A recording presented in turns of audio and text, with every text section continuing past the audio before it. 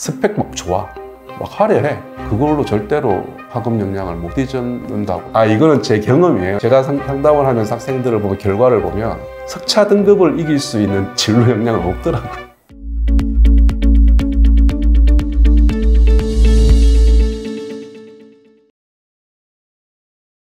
대학들이 학생부 종합전형을 평가하는 방식이 학업 역량, 진로 역량, 공동체 역량, 크게 세 덩어리로 이제 평가를 하는데, 그 세 평가 요소에서 반영되는 비율이 다르겠지.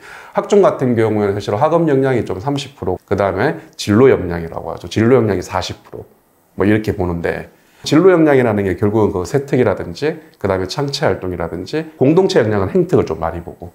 그러니까 그럼 진로 역량은 단순히 정량적인 평가가 아니라 내신 성적이 어떤 추이, 점수 올라가는 거, 그 다음에 여러 가지 표준 편차, 모든 거 다 보는 거지. 현재 지금 고등학교 2학년까지는. 모든 것들을 다 보면서 정성적으로 평가하겠다는 게 진로 역량이거든. 근데 실질적으로 놓고 본다면은, 만약에 예를 들어서 1.6등급짜리 아이가 진로 역량이 진짜 막강히 아주 좋아. 그럼 그 아이가 과연 1.3등급 아이를 역전시킬 수 있을까? 진로 역량으로? 아니거든. 이거는 제 경험이에요. 제가 상담을 하면서 학생들을 보면 결과를 보면 석차 등급을 이길 수 있는 진로 역량은 없더라고. 왜? 학종으로 간다는 자체는 뭐냐면 어느 정도 이 친구가 세트를 관리한 친구고, 그 다음에 창체 활동이라는 건 다 관리한 친구인 거거든. 학업 역량이라는 거 엄연히 이 친구가 가지고 있는 학업 역량을 보기 때문에 생기부로만 좋은 대학 갈 수 없어. 5등급 체제가 된다고 해서 석차 등급은 아니겠지만 정량적인 지표들은 쫙 있단 말이에요. 원점수, 평균, 이 정량적인 수치들도 다 어떻게 보면 평가 요소지. 그 점수 가지고 막 이렇게 점수를 매기지는 않겠지. 그러니까 종합적으로 보는 거지만 대신에 학업 역량이 그만큼 중요하다. 내가 학업 성취도는 뒷전을 하고 막 스펙 막 좋아, 막 화려해. 그걸로 절대로 학업 역량을 못 잊는다고 제 경험상. 네, 그렇습니다. 그럼 상대적으로 일반고와 비교했을 때는 내신 시험이 어려울 거란 말이지. 그럼 그런 어려운 시험에서 과연 내가 몇 점을 받아내냐? 이게 중요한 포인트. 이게 이제 본인의 실력이라고 생각을 할 수 있는 거고. 정량적인 평가에서 내가 중하위권이야? 가면 안 되지. 중학교 때 내가 만약에 90도 못 넘겨.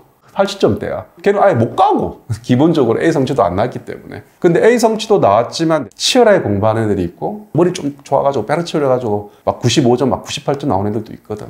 그런 아이들 가면 안 되지. 그런 아이들은 힘들지, 가서. 그 다음에 틀림없이 그런 특목고 자사고는 지필고사의 비중보다 수행에 대한 비중이 좀 높을 수도 있거든. 그러면 내가 수행평가에 대해서 내가 또 경쟁력이 어느 정도 있을까? 이런 게 이제 학생들이 꼼꼼하게 본인의 어떤 역량을 중학교 과정을 통해서 본인이 점검을 하고 본인 스스로 판단을 해야지. 그런 환경에 가서라도 내가 충분히 한번 해볼 만하다, 경쟁 한번 해볼 만하다고 하면 가는 게 맞죠. 가는 게 제가 봤을 때는 유리합니다. 우리 아이가 중상위권 같은데 상위권은 아닌데 약간 중위권 하기에는 조금 아쉽고, 그렇다고 또 상위권은 아니고 막 이런 아이들은 특목고 자사 거는 게 맞습니까? 라고 하면 어머니한테도 질문하고 아이한테도 질문하게 합니다. 어머님이 옆에 보시기에 우리 아이가 성실하게 공부 열심히 하는 친구입니까? 물어봐요. 그러면 엄마들이 정확히 알거든. 맞다고 하면 그럼 어머니 보내시면 나쁘지 않습니다. 그 다음에는 아이의 몫입니다. 아이한테 물어보는 거지. 니보다 공부 잘하고 치열하게 경쟁할 텐데 그런 환경에서 네가 그 친구들과 경쟁하면서 너도 성장할 수 있는 그런 어떤 적극적인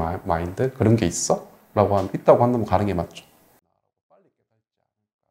저는 환경이 중요하다고 생각합니다. 부모님들의 환경. 내가 왜 이렇게 치열하게 사는 이유가 어떤 목적이 있다라는 거를 아이와 같이 공감해야 된다고 한다면 아이도 나름의 본인의 어떤 세상을 치열하게 살아가야 되는구나 라고 빨리 깨닫지 않을까. 부모님들이 다들 교수 집안의 부모님들, 그럼 그 부모님들이 뭐 하겠습니까? 집에서 다 책 읽고 하고 앉아있을 텐데. 그럼 그걸 보면서 애들이 그냥 따라갈 것이고. 아버지가 막 정말 치열하게 일을 해.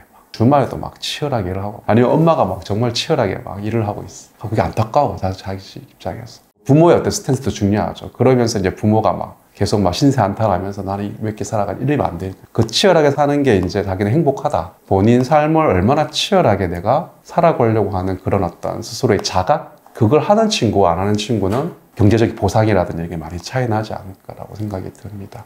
중요한 거는 진짜 치열하게 내가 살아야겠다는 자기 내적인 어떤 동기, 이거를 이 아이가 언제 가지느냐. 그럼 그 동기를 누가 심어주냐. 저는 그게 누가 심어주는 게 아니라 환경에 의해서 결정되지 않을까. 그게 이제 아이들의 내적 동기의 어떤 치열함을 만들어주지 않을까. 그런 생각이 듭니다.